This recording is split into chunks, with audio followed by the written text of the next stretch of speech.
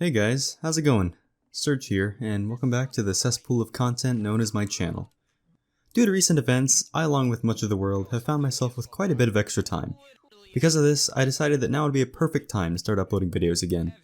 I've had a lot of stuff on my mind and pretty much no one to vent it to due to this social distancing. So I thought today I'd try something out a little bit different and make a sort of rant video talking about an experience that I had the other day while I was playing TF2. So this video is pretty much just going to be me talking to you guys. For some background info, a couple months back I made a video about Pre-Fortress 2, which I'm pretty sure is completely dead now after the hype died down. Rest in peace. And in it I reminisced quite a bit about how much I used to enjoy playing TF2 with my buds. So I started playing TF2 again, primarily playing some Man vs. Machine with some of my friends who I used to play TF2 with.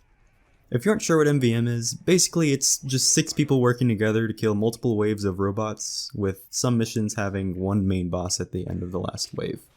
It's kinda like TF2's own twist on a zombie campaign, which makes sense with the general atmosphere of the game.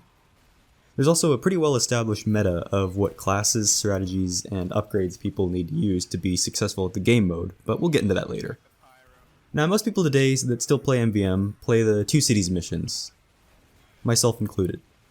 But my friend suggested to me that we started trying out the mecha engine missions because they're significantly shorter and they still have chances to drop Australians, which, if you aren't aware, is pretty much the main reason people play MvM other than golden frying pans, which are extremely rare, and I haven't seen anyone get one in a very long time.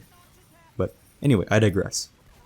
Now, while it has been quite some time since I've actively played TF2, I've played plenty of Man vs. Machine in the past, and I got the general impression that most people are just kind of there to have fun, maybe get a valuable item drop for their effort. Occasionally you might run into a person who's played like 100 plus tours and leaves if anyone does anything wrong, but really there wasn't anything particularly annoying or serious about the game mode. It's just pretty chill in general. But yesterday, I learned that there's been a pretty consistent group of players that just completely miss the point of the game mode and strictly focus on only winning as quickly and as uneventfully as possible. Now, there's nothing wrong with focusing on the final outcome of something like MvM, especially when there's some monetary gain involved in doing so.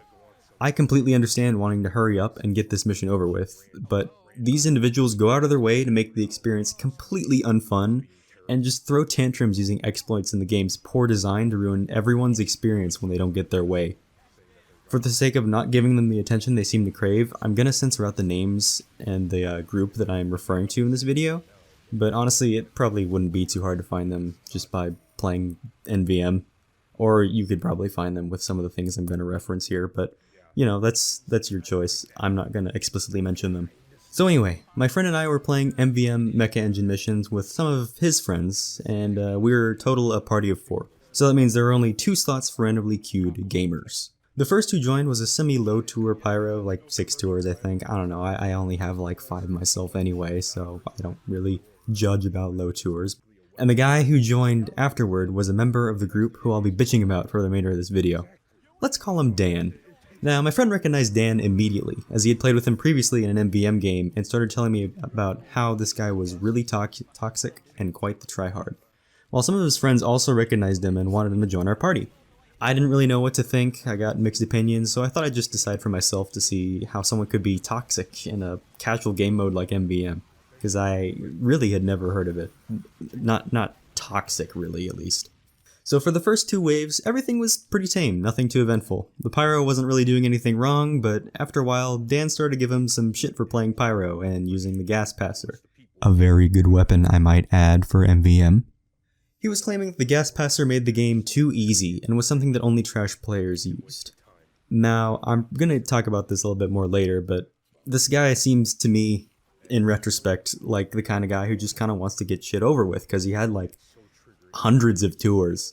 I don't know, I don't remember specifically how many. But, I don't know, wouldn't you want to make the game easier? I don't know. As time went on, the Pyro wasn't really listening to Dan, and Dan was getting pretty irritated by this and started basically demanding his attention. You think you're good because you chuck gas, you fucking fag? Huh? Huh? Retard, speaking to you, hello? And already I'm starting to think, okay, who the hell is this guy, and why does he think he's entitled to a response from this random guy on the internet who he's done nothing but shit on throughout the entire game? It was incredibly condescending. Like, just imagine someone just random guy just yelling at you and just like, hey, you listen to me? Hey, you fucking pay attention to me, all right? Do what I say. Like, it wasn't quite that bad, but you know, that's the tone of voice is basically what gave that sort of feeling. So it was cringy. Cringy is how I would describe it. But anyway. Eventually it got to the point where this guy wanted to kick the pyro for doing pretty much nothing wrong from a realistic standpoint. Dan just got pissed off because he wasn't getting the attention he wanted, and the guy just wanted to have fun in the game playing pyro. You know, how dare he?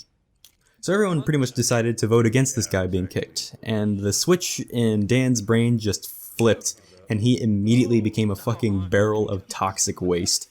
He turned on everyone and started calling them F2 fags because he didn't get his way. And after probably 10 minutes straight of berating the entire team, we had enough and just kicked him. And the vote passed. Actually, no. I actually think he ended up just leaving after a while because he was going to be kicked. And seconds later, another guy from his same group, Dan at the end of his tag had like a bar, and then the URL, not the URL, basically the website name for his whole group thing. But anyway, this guy joins in immediately, and he would start disconnecting. We would try to ready up, and he would disconnect from the game as soon as the match was about to start.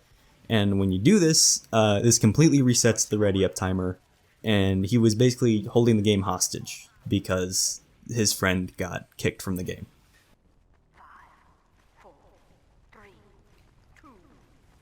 Devin, you're comboing right now. Did you leave? Alright, going back.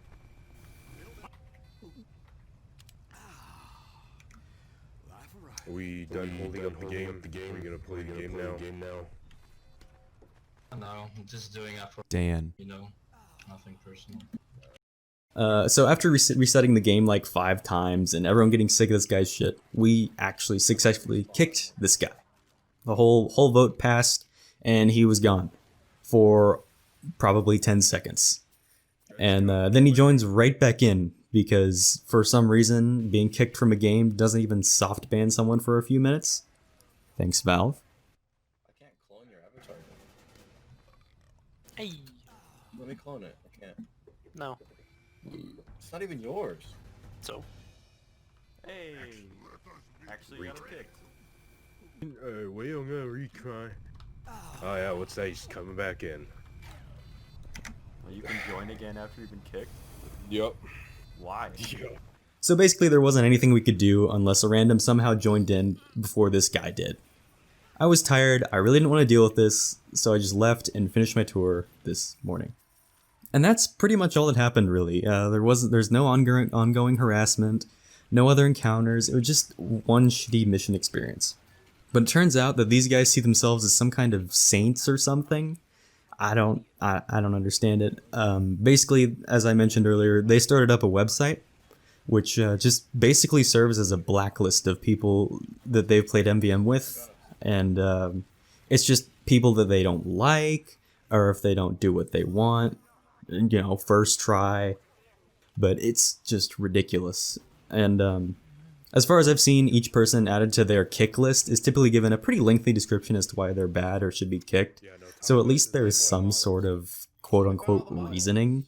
But it's stupid. It's like, oh, this guy is retarded. He uses the gas passer. Just dumb shit like that. But here are a few of my favorites. Retard that always plays gas pyro no matter what confronted him once for why he loves playing gas. His excuse: I play for fun whilst using a weapon that requires no effort and skill to use. Kicked this useless trash off my servers many times and deserves more kicks.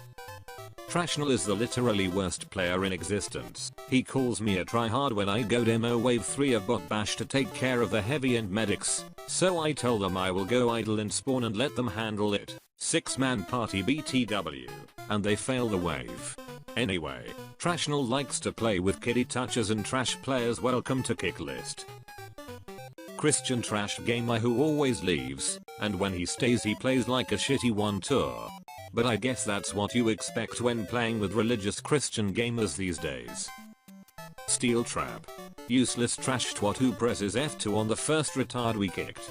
Kicked him next wave just from pressing F2 even though we were gonna carry him for free due to how easy steel trap is. Shoots Buster, horrid damage as soldier, refuses to kick other trash player, tries kicking me. Wrong move, N-word. F2S on a vote to kick an air blast pyro, has worthless upgrades and stands 100 feet away from everything he shoots sad as heavy kick on last is a must. While I was trudging through their website, I found this article from Redditor u/snapshopvisuals describing some of the issues that I'm currently discussing, and unbeknownst to me, it seems like these type of people have just kind of been an issue for quite some time now in MVM. They are just harassing people for wanting to have fun in the game and wanting to play however they want to play. They kick low tours just before they finish their mission. And these missions, by the way, often take about an hour and a half, sometimes more if you fail, but even with an efficient team, it'll take about an hour and a half. And they're just all around being completely shitty. And not only are they just being shitty for the sake of wasting people's time and having that weird power trip over them, they like pride themselves on it, and some of them go as far as to keep actual counters of how many people they kick playing MVM. It's what? Why do you care? Is this all that you have to do with your life? Yeah, as you can see, this is why I'm just kind of, I don't know how to process this. I just can't imagine being that kind of person. But anyway, this video is starting to get pretty lengthy, so I'll just start to wrap this up. Basically, the moral of the story is just try not to be like these guys. If the things that these guys have been doing appeal to you, let's just take an empathy break for a minute, alright? Imagine you're a kid who has never played basketball before, and your friend invites you to play a game with some of his friends.